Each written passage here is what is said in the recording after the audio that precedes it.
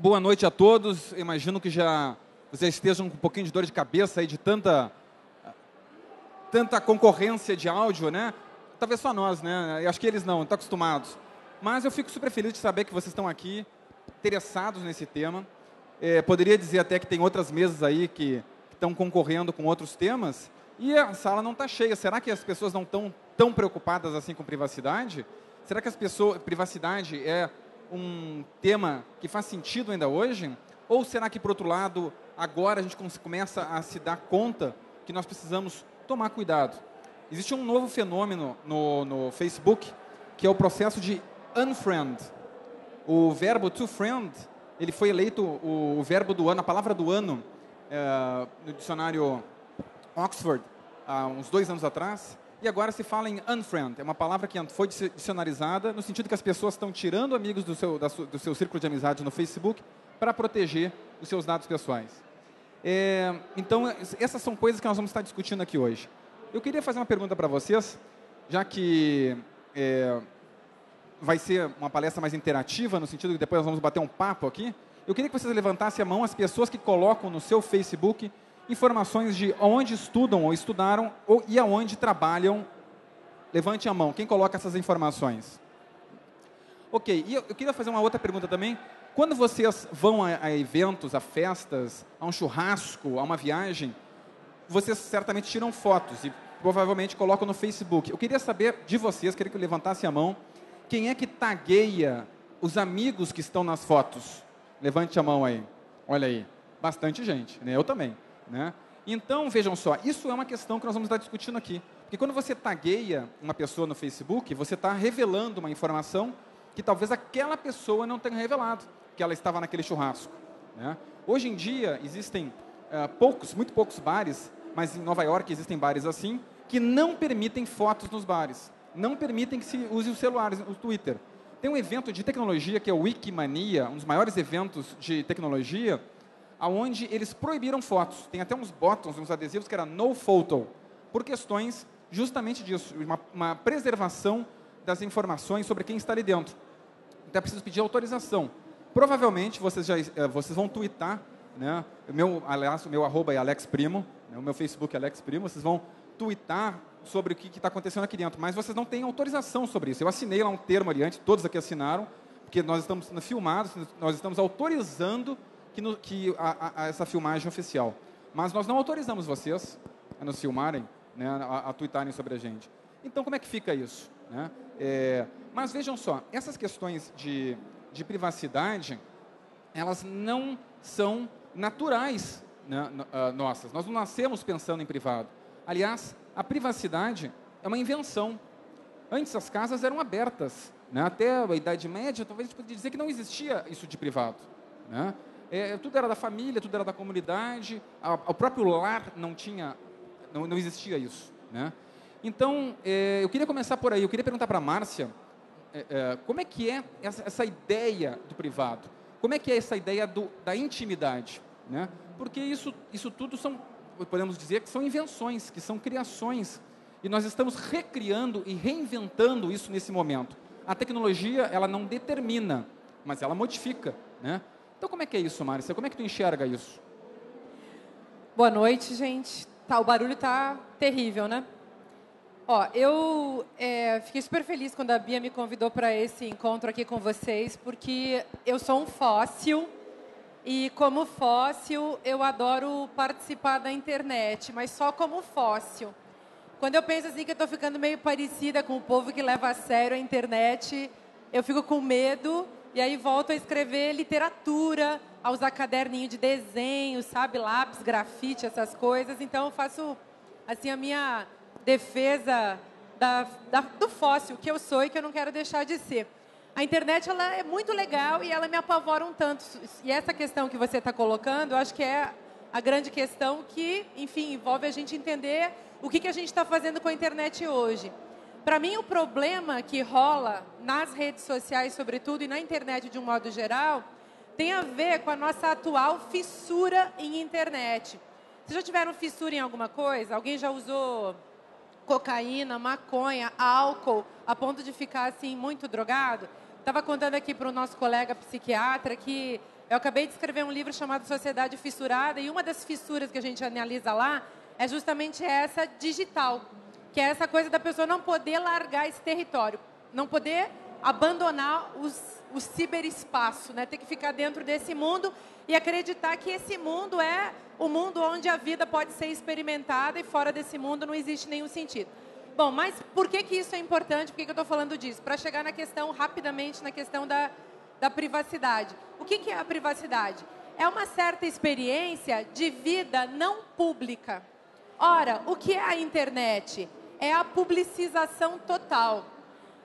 Não tem problema da gente publicizar. Publicizar é bom. Eu mostro o livro que eu fiz, você mostra o projeto que você inventou, a gente mostra uma foto bacana quando a gente for na NASA, que nem a Rosana estava fazendo aqui.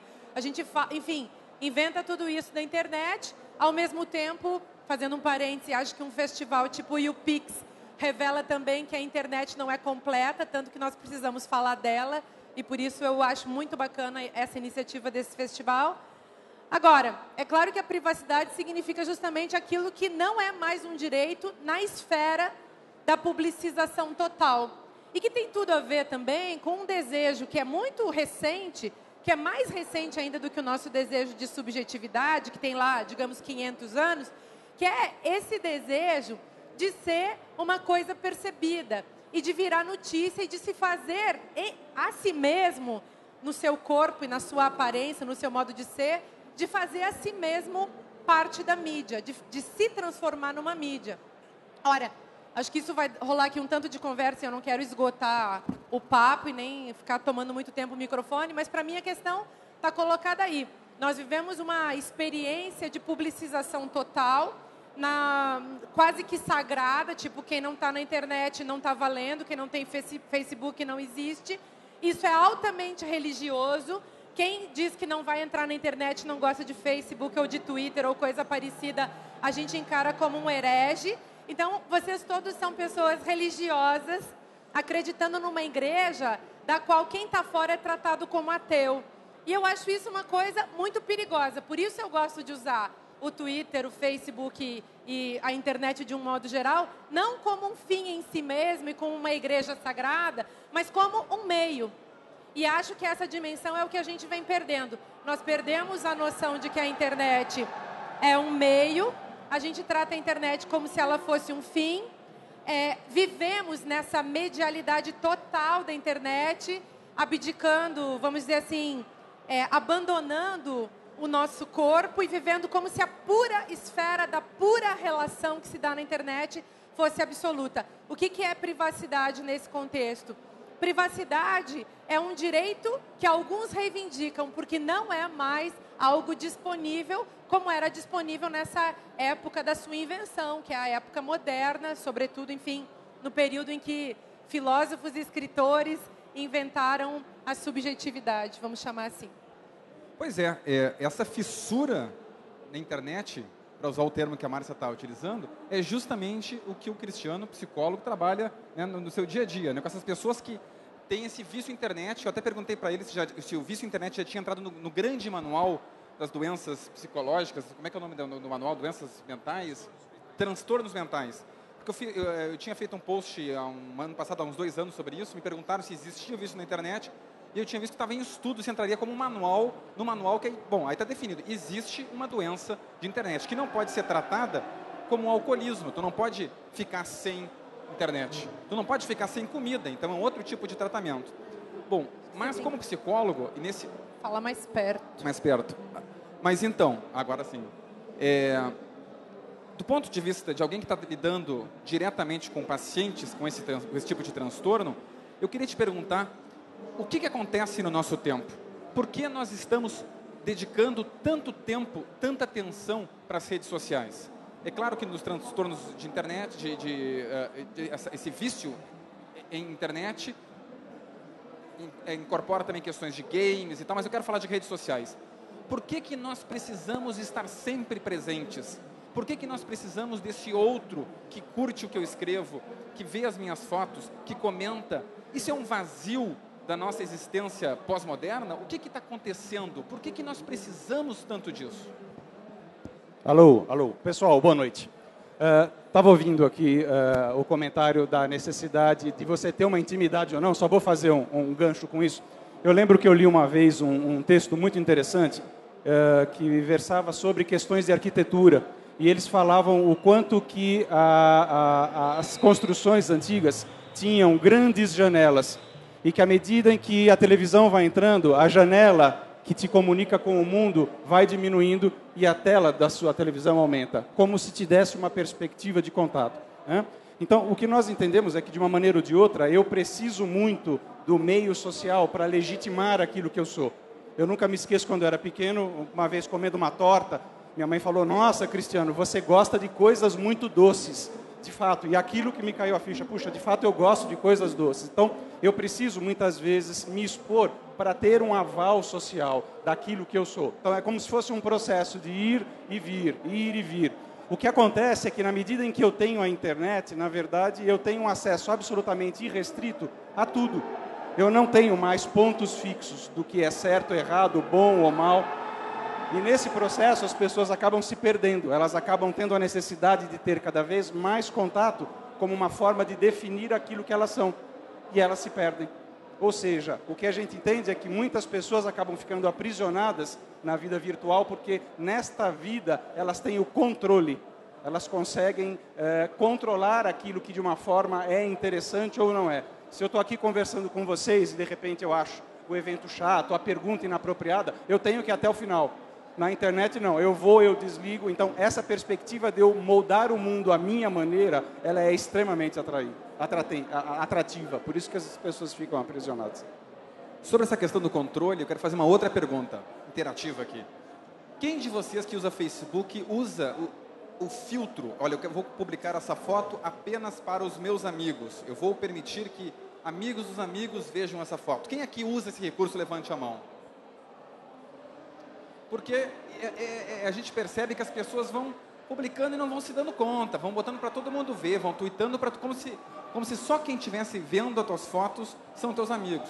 Por outro lado, no Facebook, quando alguém curte ou compartilha, as redes daquela pessoa também vão ter acesso a isso. Agora, eu vou ir um pouco além, pensando em privacidade não apenas do que eu exponho do ponto de vista de círculo de amizades. Vamos falar agora de mercado. O Google mudou recentemente o seu contrato. Então, todas as informações que você coloca no YouTube, ou que você pesquisa no Google Search, ou que você expõe no Google+, tudo vai para o mesmo banco de dados para aperfeiçoar a tua experiência de busca e para que você também receba anúncios que tenham a ver com o seu uso, né, que tenham a ver com a sua vida. O Facebook faz a mesma coisa. A ideia é essa: olha, você me dá seus dados, eu protejo esses dados. Para mim, você não é o Alex, você é só um perfil, você faz parte de um grupo, homem de tal idade, de tal país, com tal IP. Eu não quero saber quem você é, mas eu quero pegar teus dados para te oferecer uma experiência melhor. O que está em jogo aí? O que está por trás? A Fernanda é uma pessoa que estuda isso, que está tentando observar quais são os interesses, né, que estão por trás, econômicos, né, mercadológicos e também políticos, né, que usam os nossos dados que são coletados, que são informados por nós gratuitamente para fins que muitas vezes nós nem nos damos conta. Fernanda, o que está atrás dessa cortina aí? Bom, boa noite a todos. Prazer estar aqui conversando com vocês, embora eu não esteja conseguindo ouvir os meus pares. É um pouco um diálogo de surdos, mas vamos lá. Espero que vocês estejam conseguindo nos ouvir. Bom, o Alex me pergunta sobre uma dimensão da internet que é muito pouco visível, né? A internet é hoje um lugar de extrema visibilidade, mas tem uma camada, digamos, subterrânea, que recentemente começa a ser mais debatida, mas que, de modo geral, fica na invisibilidade. Quando a gente usa as redes sociais, quando a gente usa os nossos blogs, quando a gente faz uma busca na internet, nós deixamos sempre, necessariamente, rastros das nossas ações, né? Esses rastros, eles alimentam uma série de bancos de dados. Por exemplo, o Google tem os rastros de todas as buscas que eu faço. Isso revela muito sobre quem eu sou, né? O Facebook tem os rastros de tudo o que eu curti, de todos os links que eu cliquei, de todas as redes que eu fiz ali, de tudo que eu publiquei, e, enfim, de uma série de dados meus que eu, às vezes, não publico para os meus amigos, nem para ninguém, mas que o Facebook tem acesso a tudo, né? Então, essa camada enorme que são os nossos dados, são hoje a grande mercadoria, a grande moeda, né, da internet. Hoje se fala de uma economia de dados pessoais, né? Então, somos nós, com as nossas ações, quase 70% hoje do conteúdo da internet é gerado pelos usuários, né? Não só o conteúdo visível, que também tem valor, mas esse conteúdo que tem a ver com esses rastros que eu deixo e que as corporações são proprietárias e ganham com isso. Bom, eu não estou querendo dizer que o Facebook é um demônio, nem que o Google é um demônio. Eu estou só querendo, na verdade, levantar algumas questões que eu acho importantes a gente pensar, né? Que quando a gente fala de privacidade, na verdade, eu acho que essa dimensão é muito mais importante do que a dimensão daquilo que as pessoas estão publicizando. Porque o que as pessoas estão publicizando para os seus amigos, para a sua família ou para o grande público, mal ou bem, está no espectro de negociação. Elas estão negociando a sua imagem, elas estão negociando a sua visibilidade e passa por níveis, digamos, de consciência, interesse, desejo muito mais claros, embora sempre complexos, do que essa outra dimensão que são dados que eu forneço sem perceber que eu estou fornecendo. Quando eu curto um aplicativo no Facebook, né, ou quando eu uso, melhor dizendo, um aplicativo no Facebook, eu gero uma série de dados que vão alimentar corporações que vão ser comercializados e que eu não tenho nenhum controle sobre eles.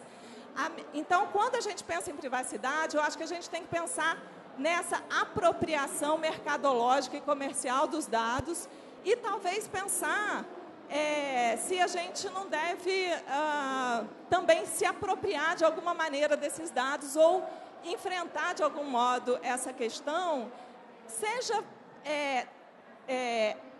solicitando o direito de não ser rastreado, se eu desejar, porque hoje em dia não é fácil. Para você não ser rastreado na internet, você tem que usar um aplicativo, ou você tem que usar o Do Not Track, que é um aplicativo que você adiciona no seu navegador, ou um navegador específico que impede que você seja rastreado, né? É o que os cidadãos de países que têm censura na internet fazem, né? Mas eu acho que a gente deve começar a pensar nisso. Eu quero poder também, às vezes eu quero navegar visivelmente, quero expor tudo, quero me publicizar completamente, mas às vezes eu quero navegar de forma totalmente anônima, e eu quero ter esse direito. E acho que, enfim, na verdade eu estou lançando mais um problema para ser pensado e debatido, que não está resolvido, né, do que propriamente uma resposta. Eu queria só te Tem um perguntar problema aí. uma coisa. Desculpa. Álvaro. Estão ouvindo a gente ou a gente está fazendo mímica? Alô? Não, eu tô com a impressão que se a gente tuitasse, vocês iam ler mais fácil. Mas tudo bem, tô brincando. O que eu questiono disso que você falou é até que ponto as pessoas, principalmente a geração mais nova, que eu acho que é a grande maioria aqui, até que ponto para eles importa ser rastreado, entendeu? Eu não sei se... há muito tempo a gente ouve falar dessa apropriação dos dados, ou que eu entro no meu Facebook e tem lá uma publicidade do time de futebol que eu gosto. A minha reação é sempre pensar, como eles sabem, cara? Mas, ao mesmo tempo, isso é uma coisa de quem eu acho que tem mais de 30 anos, tipo a gente. Eu acho que quem tem 18 anos, 22, 23, a chamada Look at Me Generation, como dizem por aí, eu acho que se as pessoas não se importam de dizer onde elas estão e o que elas estão fazendo, menos ainda vão se importar com o fato de que ela gosta de Cheetos, ser conhecido pela Elma Chips, entendeu? Eu não sei, é isso que eu questiono. Eu entendo a importância acadêmica disso que você está falando, mas na prática eu acho que para a galera não faz diferença. Mas eu acho que faz diferença num outro lugar, que é a separação entre o privado e o público. Essa geração, eu tenho uma filha de 15, tá? E um monte de aluno de 20 anos também, 18 e tal. Aí minha filha, um dia eu chego no quarto dela, bem pequena, tinha lá uns 8, 9 anos. Mãe, eu sou geração Y. E ainda falou assim, você está invadindo a minha privacidade. Vai lá e faz um MSN que eu quero falar com você. Foi assim. Queria falar comigo, mas não cara a cara, lá de longe, e sabia muito bem o que era privacidade. Era eu entrar no quarto dela. O que é privacidade? É eu ter a minha esfera salvaguardada e supondo que a esfera da vida do outro também está salvaguardada. Coisa bem importante. Esfera pública, na contramão da vida privada e da privacidade, que é um direito do mundo privado, significa um lugar onde nós vamos fazer coisas juntos e nós não poderemos simplesmente fazer o que a gente quer. E aí tem dois lados. Eu concordo muito com isso que a Fernanda está falando, porque é claro que alguém vai ser esperto e vai rastrear você para fazer você ser o escravo dele, o consumidor dele, o otário dele e tal. Mas tem também um cara que vai rastrear você na hora que você está fazendo uma filha da putice social. Tipo, já fui sócia de um hacker que, assim, mexia no meu computador direto. Por sorte, ele não curtia os meus textos, ele só queria minha internet, um pouquinho de dinheiro de conta bancária. Mas até eu descobrir o cara estava fazendo uns estragos por lá. Eu acho muito bacana a garotada mexer com isso, sou super a favor.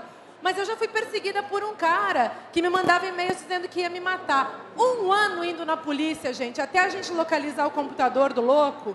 Então, ele estava indo para a internet para realizar a perversão dele, ok. Mas você não estaria sujeito a isso ainda que você não revelasse nada da tua vida? Então, por isso que eu estou dizendo, a esfera da internet é igualzinha à vida, tem um limite. Um limite da sua ação na esfera pública. Eu não posso bater em vocês, não posso cuspir em vocês, não posso chamar vocês de loucos, bichas, sei lá, judeus, negros e tal. Não pode, gente. E aí, se você for esperto e não se deixar, enfim, devorar pelos caras que sacam isso do ponto de vista do capital, de fazer você de otário, bacana. Se não, você é um otário mesmo e, enfim, pague a conta de ser otário. Mas tem esse outro lado que eu queria colocar. É a esfera da lei. Você não pode fazer o que você bem entende. Isso que você está falando de ser, de repente, reivindicar o direito de não ser rastreado, é muito complicado. Porque eu estou aí na rua, eu não posso mijar no poste, entendeu? Eu não posso cuspir na cara do Kassab, nem que eu queira. No Twitter até que eu posso, mas, assim, com muito cuidado, né? Com muita delicadeza. Pessoal, talvez seja interessante a gente assumir um discurso aqui de que, bom, a internet ela democratiza, eu faço o que eu bem entendo, não estou nem aí para o que o outro está achando. Só que eu vou lembrar uma coisa, talvez essa cultura, que seja a cultura que vocês estão vivendo hoje, ela vai levar um tempo muito grande ainda para dominar todas as camadas e para mudar a mentalidade das pessoas. O que eu quero dizer com isso? Quando vocês vão numa entrevista de emprego, dificilmente vocês vão de bermuda, de chinelão, vocês vão colocar a melhor roupa, vão pentear o cabelo. Então, o que eu já fiquei sabendo recentemente? Que existem 2 grandes empresas americanas que elas estão rastreando tudo que você publica na internet, tudo. E esse material, que eles estão chamando aí de dossiê virtual, é entregue na mão de pessoas que pagam para ter a verdadeira informação de quem você é. Tá? Então, se você de fato assume a ideia, bom, eu vou ser aquilo que eu bem entendo, você tem que correr o risco e pagar o preço, porque amanhã uma porta pode se fechar. Bom, isso é uma besteira, Cristiano, não. 2 universidades americanas contratam essa biografia virtual antes de receber um aluno. Então, a gente ainda está num ponto, numa área pantanosa que a gente não sabe direito a que propósito essas informações vão ser reveladas futuramente. Então, se existe algo que amanhã pode te prejudicar, não poste. Na verdade, são mais do que 2 empresas. A gente poderia pensar em 2 grandes empresas. Facebook e Google rastreiam tudo. Fora todas as empresas que a gente compra, qualquer coisa na internet, lojas online, nós estamos sendo acompanhados, controlados o tempo todo.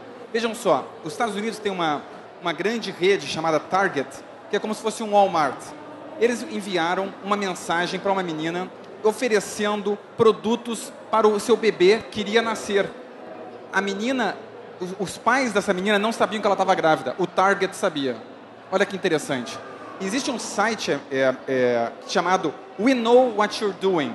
Se você escrever assim, nossa, eu tomei todas, você vai para a coluna, se você escreve no Facebook e escreve isso publicamente, você vai para a coluna do quem está bêbado. Todo mundo que falar sobre alguma coisa de álcool entra nessa coluna.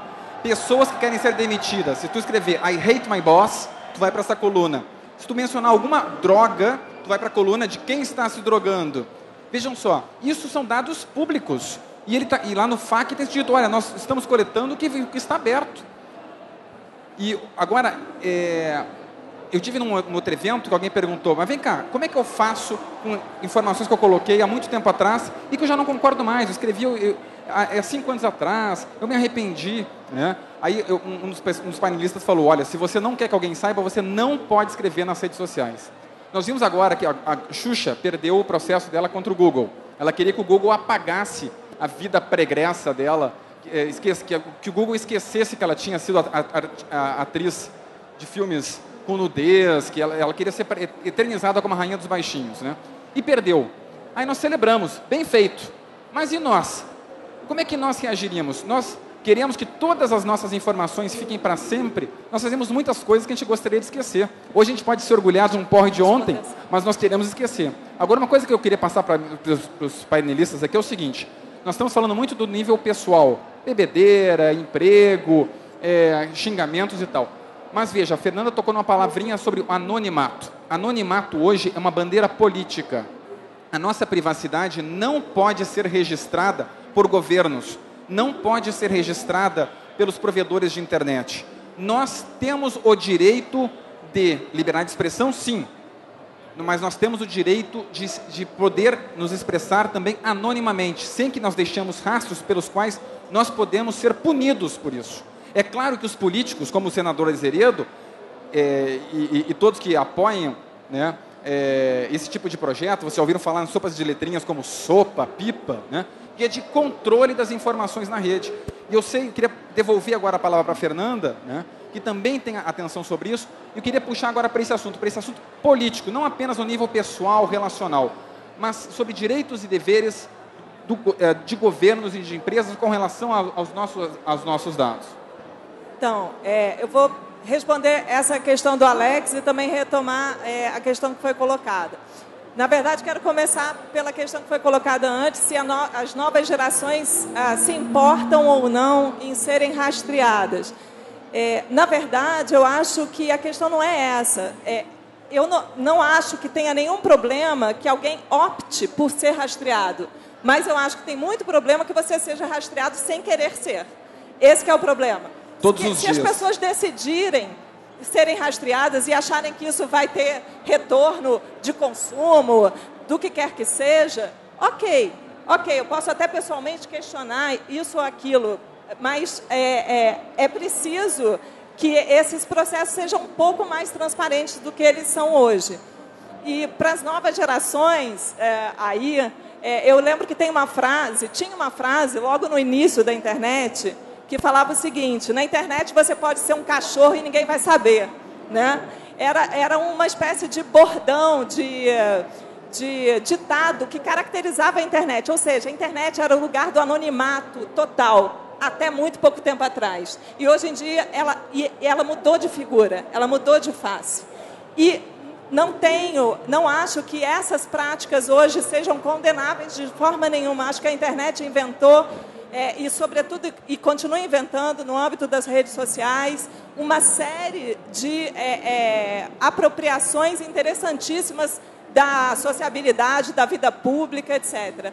Mas eu acho que também, aí entrando na questão do Alex, a defesa do anonimato, as práticas anônimas na internet também são riquíssimas e devem ser preservadas, porque o que faz a riqueza da internet é a diversidade, né? A internet tem que ser um lugar livre, sem controle e diversificado.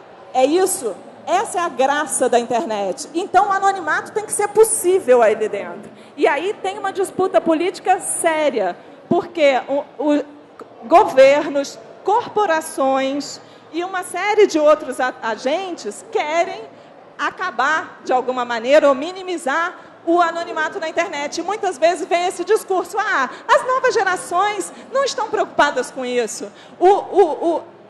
Então, assim, Mark Zuckerberg fala isso, mas o chefe da inteligência de defesa do Bush também falava isso, que a geração Y não quer saber de privacidade, então ela pode ser rastreada, mas há limites aí dentro. E eu não sei se essa geração não se incomoda mesmo, ou simplesmente... porque a gente, só para concluir, a gente vê renascer hoje práticas como o 4chan, que tem uma imensa adesão de usuários que é totalmente baseada no anonimato. Isso é um signo interessante de que as pessoas também curtem o anonimato. O anonimato é uma forma política, de vida política pública muito interessante. Pois é, mas aí vocês não acham que dá para a gente reeditar aquela frase que acho que é dos anos 60 e deve ser de alguma feminista que dizia assim, o pessoal é político? Se você é otário, isso é político, e se você não é otário, isso também é político. Porque você está junto com os outros fazendo alguma coisa. Então você pode ser o cara que se autoelogia como consumidor, ou seja, um otário, contentinho, ou você pode ser o cara que inventa um personagem que fica zoando, que fica desconstruindo, ou que fica construindo também. Ou você pode ser uma pessoa que, mesmo colocando a sua cara conhecida na rua, a cara que você pode também cuidar de guardar para você aquilo que você não quer que os outros saibam sobre sua vida. Isso eu acho que é uma questão importante. Então, o que a gente chama de intimidade, aí, pelo menos no que a gente pode chamar assim na esfera da filosofia, da literatura, o que é intimidade? A intimidade é aquilo que eu não vou partilhar. É só meu. Eu não vou escrever com quem que eu estou dormindo, transando, o que eu estou fumando, ou o que eu estou fazendo, porque isso não é da sua conta. Se eu transformo isso em notícia, eu vou ter que pagar o preço pela notícia que eu emiti. Eu vou simplesmente ter que bancar o negócio me responsabilizando por aquilo que eu contei para os outros. Porque é óbvio que a gente chama de política para falar da coisa bonita e bacana. Porque o outro lado da política é a fofoca, né, gente? A esfera pública também é a esfera da fofoca. E nós temos que nos preparar para viver dentro desse território, sabendo que aquilo que a gente diz terá consequências. Nós teremos que nos responsabilizar, seja no bom sentido, pelos louros daquilo que a gente disse, seja no mau sentido, pagando o preço árduo e duro disso. Agora, a questão que eu queria colocar, assim, que eu acho que a gente podia debater um pouco também, e que pode ser bacana, é onde é que está o desejo das pessoas em relação a isso? Porque se a garotada geração Y, eu detesto, aliás, eu acho esse termo muito do chato, assim, mas, enfim, essa galera jovem aí que está sendo manipulada nesse contexto contemporâneo, vamos dizer assim, tá? Vocês que têm menos de 20 anos. Gente, onde é que está o desejo nessa história toda? Por que essa compulsão a emitir notícias imbecis sobre sua vida imbecil? Tipo, uma coisa você só acorda sobre de isso. manhã e fala, eu sou imbecil. Eu queria passar para o Álvaro, eu queria fazer a pergunta para o Álvaro justamente nesse sentido, nessa bola que a Márcia levantou. O Álvaro é um jornalista, já foi redator-chefe da revista Glamour, e então trabalha com mídia massiva. Então, do ponto de vista de um jornalista, eu queria te fazer essa pergunta, que tem uma atenção até especial para esse mundo das celebridades. Nós fomos educados por tanto tempo a achar que celebridades são, então, um mito do nosso tempo, o nosso modelo de comportamento. Nós hoje precisamos vestir justamente essa vestimenta de alguém que tem que ter uma face pública e de ser reconhecido por isso. Você acha que há uma aculturação, é uma forma de atualização de tanto tempo de dominação na mídia massiva? É assim que a gente consegue atualizar aquele desejo nosso que era de reagir à mídia massiva? Será que esse tipo de reação é justamente a incorporação desse tipo de cultura imposta por tanto tempo? Na verdade, eu acho que, assim, mais até do que por ter sido redator-chefe da Glamour, trabalhado na Vejinha, eu acho que me chamaram para cá porque eu sou muito viciado nas redes sociais. Então, o que eu acho é que, hoje em dia, a fronteira entre fama e anonimato é muito, muito mais tênue do que ela jamais foi. Então, qualquer pessoa que está aqui nessa plateia pode, eventualmente, fazer um vídeo ou ter uma ideia genial e se tornar a nova web celebridade. Independente de quanto tempo isso vai durar, independente de se isso é bom ou ruim. E eu acho que é isso que motiva as pessoas a se exporem tanto hoje. E acho que, mais do que se expor, acho que o conceito de privacidade, hoje, dessa turma toda, é muito diferente, porque... não é que as pessoas não querem ter privacidade, elas não querem que o mundo veja os seus momentos ruins. Nas redes sociais, todo mundo é feliz. Eu diria, até usaria um meme que a gente usa lá da depressão, do cão da depressão. Eu diria que hoje a gente vive a vida do privê da depressão. A gente só não quer que as pessoas vejam a gente doente ou passando mal.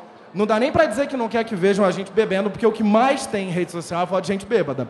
Mas as pessoas não querem que a gente tenha... não querem exibir suas fragilidades. Tanto que tem... A Nina Lemos, jornalista, sempre fala que no Instagram todo mundo é feliz. Então a gente sempre posta foto da gente feliz, ou bem, ou viajando, ou em algum momento muito feliz. É quase como se fosse para dar inveja no outro amigo. E é uma exposição que passa pelo, olha só como eu sou uma pessoa legal, gostem de mim, queiram ser meus amigos. É um concurso de popularidade e eu acho que essa busca pela popularidade vai consumindo a importância que as pessoas dão para a privacidade hoje. E voltando para a história das celebridades, como jornalista de celebridade, quanto mais as celebridades se expuserem, melhor para os jornalistas de celebridades. Então, puxando a brasa para a minha sardinha, tanto melhor. Essa total exteriorização, que é a experiência contemporânea das pessoas nas redes, na internet, de modo geral, é o contrário exatamente de um aprofundamento na intimidade, que é a vivência interior, que é aquilo que compete a mim. E aí, eu acho que a internet, assim, gente, se a gente começa a olhar pelo lado negativo, você sai correndo mesmo. Sai correndo. Ora, onde já se viu chamar o cara de amigo? Ora, onde já se viu você ficar louco por um desejo de fama, que é o desejo do reconhecimento do outro, que você tem que praticamente estrangular o cara para gostar de você? Que isso? É muito ridículo. Eu acho que... Mas as pessoas não fazem isso conscientemente, entendeu? Não fazem porque todo mundo não sabe o que está fazendo. Então não tem ética também nessa parada. Eu acho que daqui 20 anos vocês vão estar se achando, essa geração muito louca por internet, muito cafona. Tomara que sim. Pessoal, antes de eu passar a palavra para vocês, eu queria ouvir aqui a palavra de um psicólogo. Nós temos um psicólogo aqui na mesa que vai nos dar a solução, a resposta definitiva para isso. O que está acontecendo? Tanto é verdade que o que ele está falando, que eu ouço muito frequentemente pessoas dizendo que elas perdem o controle daquilo que elas postam. Virou quase que uma atitude compulsiva. E não é raro, né, você ouvir das pessoas, bom, quando eu posto alguma coisa lá no Facebook e eu não tenho ninguém curtindo, eu tiro. Porque aquilo pode manchar o meu perfil. Então, essa busca virou uma busca incessante, virou quase que uma compulsão por uma notoriedade em um momento em que você, na verdade, se perde. Quer dizer, aí você acaba colocando já compartilhou, já deu um RT, já foi adiante, né? Última pesquisa, antes de eu passar a palavra para vocês, para perguntarem aqui para esse super time de especialistas. Quem é que já teve algum tipo de problema na rede social de informação sua que foi mais longe do que se imaginava? Levante a mão aí. Pouca gente. Ou vocês estão se protegendo bem, ou vocês não estão ainda... É o que eu falei, no privê da depressão. Ninguém quer coisa ruim divulgada. A polêmica está lançada. Bom, a partir de agora, a palavra é de vocês. Levantou a mão aqui, 2 pessoas levantaram a mão aqui. O microfone móvel, onde é que está? Tem algum microfone? Tem algum microfone para a plateia? Aquela menina ali levantou a mão e depois a outra ali atrás.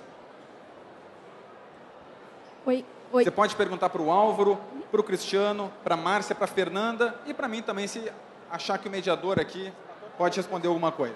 Ok. Eu vou polemizar, na verdade, eu não vou perguntar exatamente. Meu nome é Ana Carolina, boa noite a todos. Eu gostei muito do tema, é um tema que me interessa como pesquisadora. Eu queria falar um pouquinho sobre o não rastreio dos dados que vocês estavam falando. O rastrear dados é uma coisa muito política. Você pode ser censurado mais para frente, porque as empresas têm seus dados e podem te perseguir por uma palavra solta que você colocou na internet, em algum momento. Então, assim, o rastreio de dados, para mim, é uma coisa muito relevante nessa discussão. Só que abrir mão do rastreio de dados significa abrir mão da oferta de uma navegação personalizada que os navegadores hoje propõem para a gente. Então, quando eu abro a mão de oferecer os meus dados, o Google não retorna os mesmos resultados que ele retornaria, né, numa navegação personalizada. E aí eu ofereço dados da minha casa, do lugar onde eu moro, do local onde eu estudo, do mapa que eu pego o trajeto para ir para a faculdade, né? Porque eu quero saber que bares tem naquele trajeto. Então, é complicado isso, eu acho isso uma polêmica muito grande, mas abrir mão disso é muito sacrificante para o usuário final que quer tudo na mão. E agora? E aí eu acho que chega na questão que o Giddens coloca dos sistemas peritos, que são sistemas que a gente não sabe exatamente como funcionam, mas a gente acredita e confia muito neles. A gente acredita que está fazendo aquilo dentro do sistema que é esperado e que a gente vai ter sempre a resposta que a gente deseja. Então, fica um pouquinho a polêmica. Será que não seria uma ingenuidade por parte dessas pessoas que contribuem para a construção desses bancos de dados, por acreditar nos sistemas peritos, por acreditar que a internet é um lugar lindo, maravilhoso e que todo mundo é feliz lá dentro? Obrigada. Eu ando pesquisando porcinocultura e andei pesquisando muito hoje a trajetória das carroças de São Paulo até Belo Horizonte em 1910. Tem isso no Google? Cara, fui muito. Comecei a achar, não achei tudo que eu precisava, mas eu fico catando essas coisas, assim, aí eu fico pensando, o dia que os caras tentarem me rastrear, eles vão ver que tem um furo no sistema. Vocês deviam fazer umas coisas assim, gente, é super divertido. Eu fico horas estudando como criam porcos na Argentina, na região de Mendoza, por exemplo. Para que eu pesquiso isso? Só porque eu acho mega divertido ficar pesquisando uma coisa que não tem sentido nenhum. Acho um barato total. E aí, as pessoas não fazem isso, né? As pessoas vão muito retinhas também. Vocês deviam fazer umas coisas assim muito confusas, colocar uns nomes lá que ninguém vai entender nada. E a gente podia estragar essa pesquisa. A gente podia estragar a pesquisa. Tu não começou a ver banner de ração para porcos, não?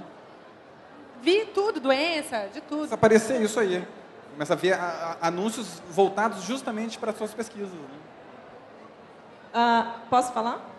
Então, você tocou num ponto que eu acho super importante. De fato, o rastreamento hoje faz parte dos serviços todos da internet. As plataformas que oferecem serviços, possibilidades várias, ótimas para todo mundo, são as mesmas plataformas que capturam e rastreiam os dados.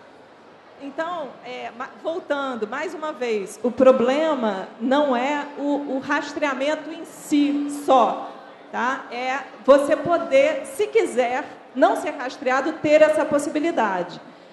Mas é importante também entender uma coisa é rastrear e outra coisa é constituir arquivo e conservar esse arquivo do rastro. Porque você pode oferecer esse mesmo serviço com essa mesma eficiência sem construir arquivos que identifiquem esse usuário. Você pode anonimizar esse banco de dados e permanecer oferecendo o serviço. Isso é um lado da história, para quem usa a internet como serviço, tá? Mas a internet não é só isso.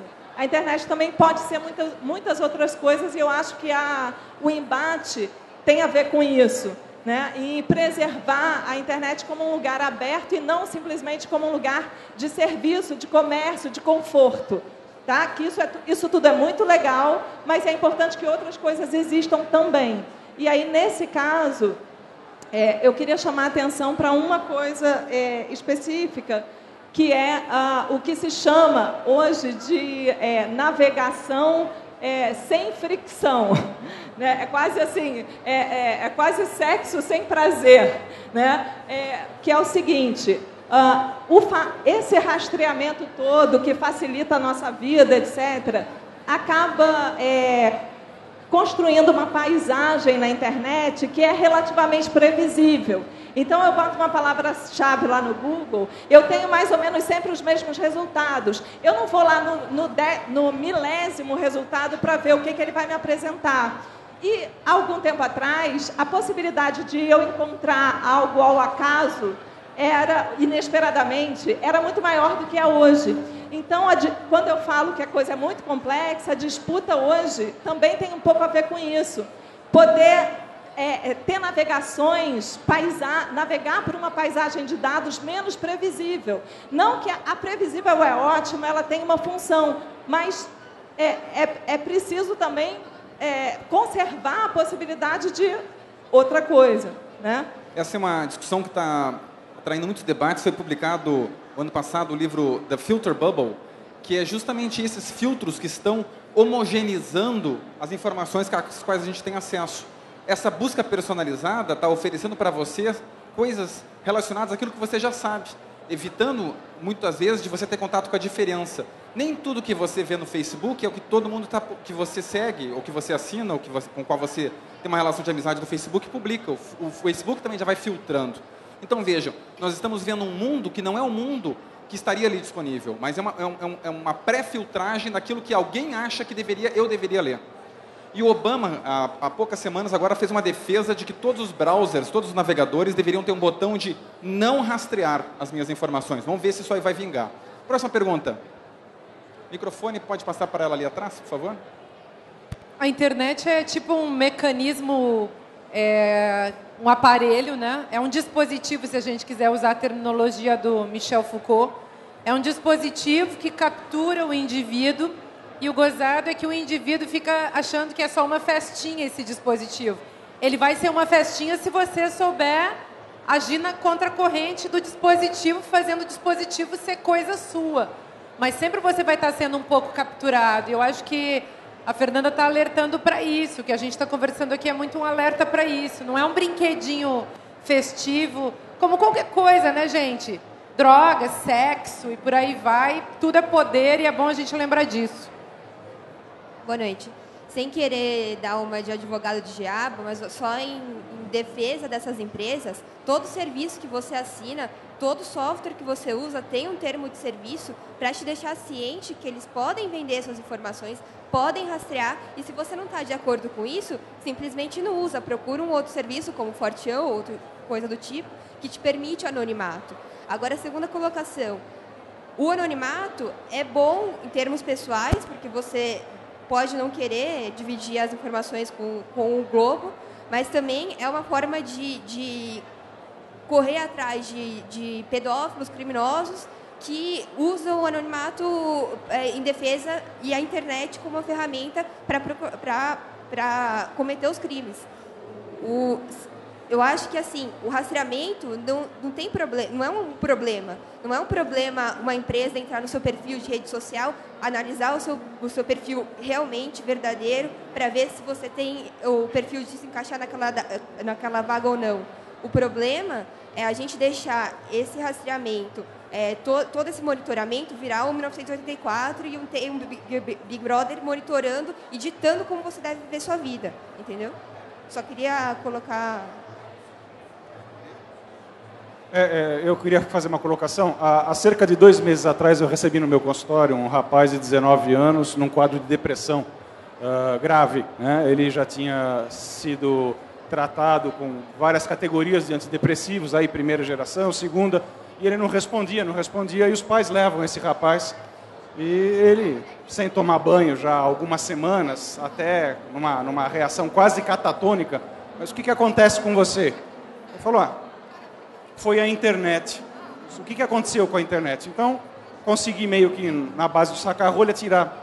Conta ele que há 4 meses atrás, antes de estar no meu consultório, ele entra numa rede, ele é um hacker, né? Então, todas as conexões que ele fazia, sempre utilizando aqueles navegadores que mascaram seu IP e que vai daqui para a Alemanha, da Alemanha para o Japão, e ele se interessa por 2 fotografias ligadas à nudez de crianças, de 2 jovens, de 14 e 15 anos. Ele baixa essas 2 fotos e depois de um tempo ele posta, ele sobe, faz o upload. Passados 3 meses, Polícia Federal chega. O que aconteceu? Nós rastreamos você. Então, estou aqui me perguntando, com todos os cuidados, com todas as recomendações, bom, não vou deixar rastro, deixo ou não deixo, ou vou por ali, vou por aqui. Talvez nós tenhamos ainda uma percepção muito rudimentar daquilo que está sendo rastreado. Eu acho que talvez a gente esteja sendo muito mais observado do que imaginamos, né? E aí vai servir dos propósitos políticos, sociais, econômicos, mas enfim, me parece que navegar na internet não é uma coisa tão simples assim. E o que ele me conta para finalizar a história? Ele fala, olha, na verdade eu estou sendo processado, né? eu tenho uma ficha criminal a partir de agora, só porque eu olhei 2 fotos de 2 rapazes de 17 anos, que não tinham 18, tinham 17 anos, seminus, né? Veja só, o que você falou é interessante, mas a gente tem que tomar cuidado. Esses projetos em vários países do mundo que defendem o registro e o controle de todas as informações nossas, que nós publicamos e sobre as nossas vidas, elas são defendidas justamente com esse argumento. Para que nós possamos proteger você desses pedófilos, desses criminosos, nós precisamos registrar todos esses dados. Os políticos que defendem essas leis e querem aprová-las usam esse argumento. O argumento de que eles estão protegendo você. Mas cuidado. Os políticos não querem que nós tenhamos acesso às informações deles. Eles não querem que nós saibamos quanto eles ganham, o que eles fazem, para onde é que vai o dinheiro. Mas eles querem saber tudo sobre você. A liberdade de expressão do ponto de vista desses governantes nós devemos controlar as informações de vocês, mas vocês não podem ver as nossas informações. Então, cuidado com esse argumento. Perguntas? Perguntas? Ninguém mais tem perguntas sobre privacidade? Vai, gente, pergunta. A gente quer que vocês cliquem like na gente, entendeu? Queria só pegar um contexto que ela comentou agora há pouco sobre, né, tá ciente dos termos. Não tá dando para ouvir. Tá ouvindo agora? Melhorou? Agora tô. Não, só pegando um gancho no comentário que ela fez, e a gente está falando aqui de privacidade, né? Eu concordo com a Márcia quando ela diz que o social só reflete o que a gente vive no real, né? Assim, se você não tem uma boa vida social, é porque reflete que você não é um bom ser humano social mesmo. Né? Você não vai ser uma pessoa no Facebook e aqui conversando com o meu amigo do lado, eu sou outra, né? Eu acho que o pessoal usa da privacidade, às vezes, como uma covardia para se proteger. Porque quando tá legal para mim, quando eu posto uma foto que eu fiz uma viagem para Fernando de Noronha, é legal, né? Mas aí, se é um amigo meu sendo bullyingado, não, isso daí não é legal. Então, eu acho que a gente está usando ainda esse meio da internet muito mais para se defender, para usar para os nossos interesses pessoais e não para uma grande massa, como a Rosana falou agora há pouco, para a gente se mobilizar, para a gente usar esse canal que é tão forte, porque é só mais um meio, né? É a mídia manipulando a gente, sim. É quando você vai lá e faz um cadastro, o cara quer saber, sim, o que você está fazendo, porque para aquelas empresas é interessante isso. Quem está na chuva é para se molhar. Né? Não vamos aqui tentar ser hipócrita e falar, não, mas aí eu fiz um cadastro. O cara vai te rastrear, sim, porque para ele é interessante. O Mark Zuckerberg te induz a entrar no Facebook porque ele ganha com isso, não é porque ele acha você legal e você interessante. Até porque a gente tem postado coisas muito idiotas, né? Infelizmente, a gente não tem usado ainda. Eu acho que a gente ainda não descobriu o grande potencial da internet.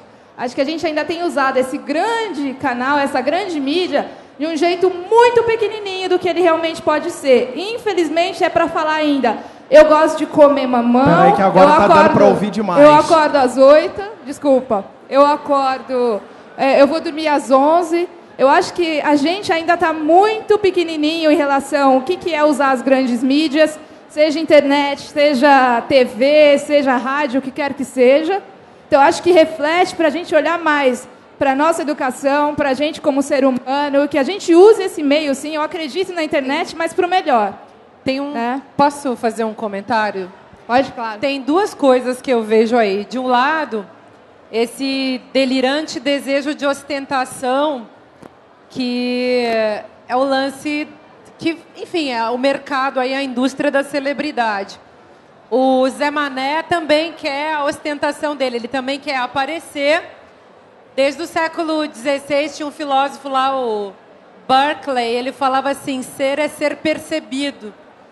E é claro que a internet veio da... Internet, enfim, antes dela, todas as imagens técnicas, né? A fotografia, a televisão, cinema, tudo isso veio mexer justamente com essa nossa crença na nossa imagem. E a ostentação tem a ver com isso. Até eu escrevo na revista Cult, esse mês no site tem um artigo que chama O Culto às Marcas. O editor trocou meu título, porque meu título original era ostentação. Porque eu queria pegar esse conceito da ostentação, que é o que eu posso ostentar. Se eu sou professor de universidade, professor doutor, eu ostento a minha erudição, o meu doutorado. Se eu sou celebridade, eu ostento a minha bunda. Se eu sou Twitter, ostento os meus seguidores. Se eu sou do Facebook, eu ostento o número de gente que fica lá me seguindo. E é uma parafernália desse tipo, que eu estou sempre usando, na verdade, tudo isso como um capital, digamos, no sentido mais estrito do termo mesmo, aquilo que me valoriza. Porque eu mesmo, por que eu preciso ostentar? E por que eu preciso aparecer? Porque eu mesmo, eu comigo, não me suporto. Vocês já viram o Jack Sparrow? Naquele filminho dos piratas? Quando ele vai para o inferno, quem é que ele encontra no inferno? Ele mesmo, né, gente? Aquilo ali é melhor que René Descartes, é melhor do que o penso logo existo. Por quê? Aquilo é o barato do cara não suportando encontrar com ele mesmo. E quando você não está nas redes sociais, quando você não está na internet, quando você não está por aí fazendo conversa com os outros, você tem que se encontrar com você mesmo. E esse troço de eu comigo, que é a descoberta da interioridade, da intimidade, da privacidade, é insuportável num tempo em que a gente virou zumbi, em que a gente virou larva, em que não tem mais nada dentro, em que a gente diz, pelo amor de Deus, me preencha com silicone. Então, a gente vai mal. Eu acho que a gente vai muito mal. E faço votos de que nós sejamos inteligentes para usar esses mecanismos no lugar deles, fazendo acontecer alguma coisa boa, humana, ética, decente, e não fazendo simplesmente, se tornando vítima autossatisfeita de uma estruturazinha de dispositivo de poder que me comanda e me faz virar robô. A outra coisa que eu queria falar bem rápido é que eu acho também que o fuzuê, a muvuca da internet faz um negócio muito ruim com as pessoas. Você acha que você é um ativista político só porque você disse: é isso aí, vamos abaixo o prefeito, marcha das vadias, a favor da maconha. Gente, falar não basta, tuitar não basta. Tem um monte de coisa acontecendo, você tem que botar dinheiro no banco, ir para a rua, votar direito, fazer as coisas. A palavra mágica, o Twitter é isso, né? É a parte que nos cabe nesse latifúndio. Você acha que só porque você emitiu em 140 caracteres uma frase muito legal, que você apoiou uma campanha muito bacana, gente, desculpem, as pessoas estão por aí ainda. Na real, as pessoas estão por aí na prática, na fome, no corpo, tomando no cu. E a gente fica na internet muito bonitinho dizendo assim, falando 140 caracteres, tudo bonitinho. Então, queria falar isso pra você porque eu acho que é o caso. Só a dizer gente uma tem que tomar coisa. no cu ao vivo, né? Ah, acabou? Não, tem mais uma pergunta dos internautas. Ah, tá. Não, pode perguntar. Não, é que quem está assistindo no facebook.com/vivo pode mandar perguntas. Pessoal, mandem perguntas que a gente vai fazer no palco. E tem uma que, como a gente tem só 4 minutos para acabar, eu acho que pode ser uma pergunta que vai resumir muita coisa do painel. A pergunta é, na opinião de vocês, o que poderia garantir a nossa privacidade na internet? Eu acho que garantir a privacidade da gente na internet, nada. Eu acho que o que a gente tem que fazer é usar a internet de uma maneira inteligente. Isso se traduz em aspectos, numa gama de aspectos muito variadas. Por exemplo, a Márcia falou que para quem tem Twitter, nosso capital são seguidores. Para muita gente, realmente isso virou um capital. Tem gente que virou uma mídia em si, porque tem milhões de seguidores, milhares de seguidores. E o que eu acho é que, ainda que você tenha 100 seguidores, fazer bom uso disso, seja no Twitter, seja no Facebook, no Instagram, onde quer que seja, é o único jeito de você botar o pé nessa água sem se deixar afogar por ela.